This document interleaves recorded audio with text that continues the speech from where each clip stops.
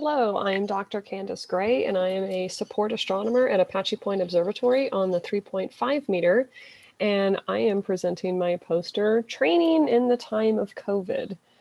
So for those of you that use the 3.5 meter, you know that we have a training system. In order to remotely operate the telescope, you have to undergo our extensive training to make sure that you are certified to observe and remotely operate the facility. And before COVID, what we would do is we would have our in-person trainings. People would come and stay at the observatory for 3 nights. We would walk you through TUI, walk you through operations, make sure you knew how to use your instrument, take your data. At the end, if you're with a class, you could have an eyepiece tour, which is always lots of fun. And some lessons we learned when we started pushing this new type of training a few years ago is it was really great to have everybody in the same room. We put everybody in the conference room and we'd use the projector, make sure everybody could see the screen, would know what buttons they needed to press on TUI.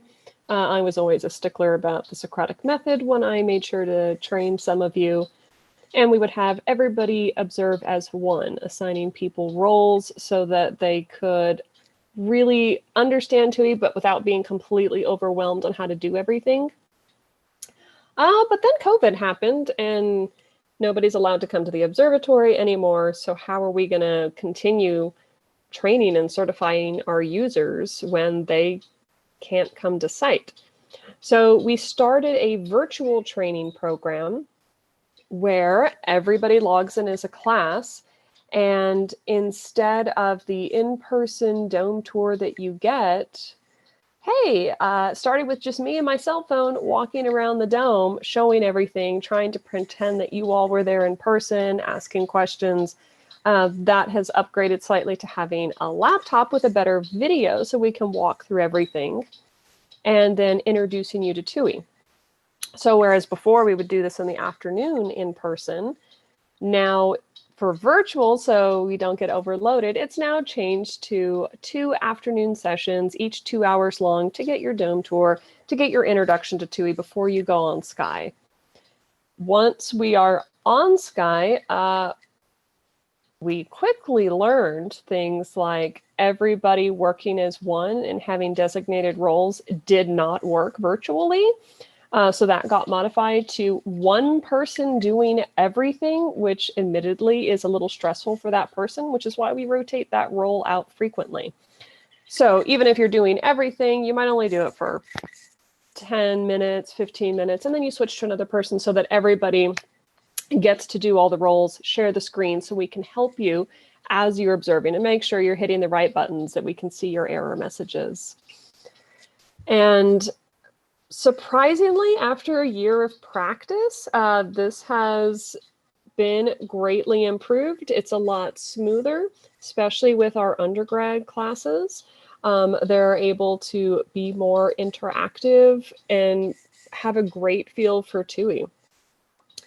At the end, since we are not able to do an eyepiece tour anymore, one thing we've started adding is we just do fun targets with our slit viewer or with Arctic or with DIS imaging.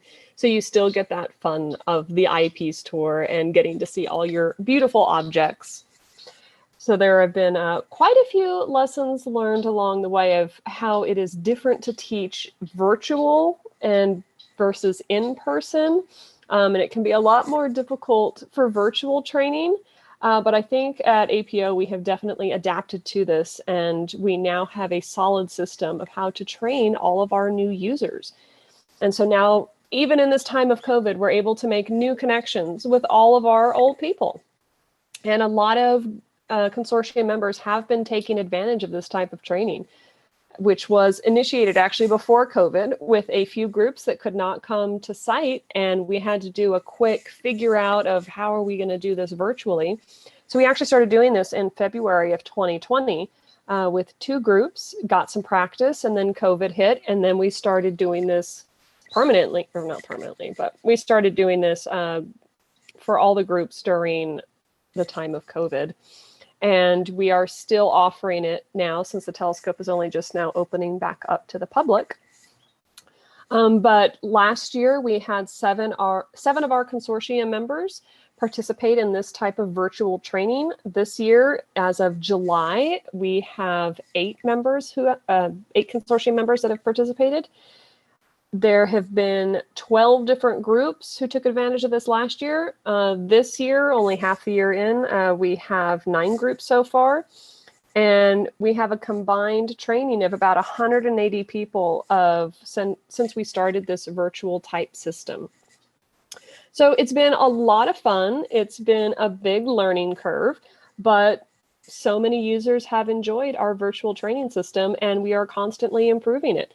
So if you were a member of one of our virtual trainings or even our in-person training, there are things that you like, there are things that you didn't like, please let us know. Come to the chat session during the poster and let us know how we can improve things. Thank you.